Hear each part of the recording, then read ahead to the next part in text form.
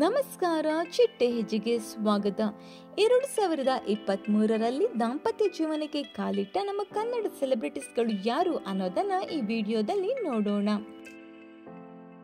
ಗಾಯಕ ವಾಸುಕಿ ವೈಭವ್ ಹಾಗೂ ಬೃಂದ, ನಟ ಜಗ್ಗಪ್ಪ ಹಾಗೂ ನಟಿ ಸುಷ್ಮಿತಾ, ನಟಿ ಪ್ರೇರಣಾ ಹಾಗೂ ಶ್ರೀಪಾದ್, ನಟ ಪ್ರಥಮ್ ಹಾಗೂ ಭಾನುಶ್ರೀ, ಯೂಟ್ಯೂಬರ್ ಚಂದನ್ ಹಾಗೂ ನಟಿ ನವ್ಯ.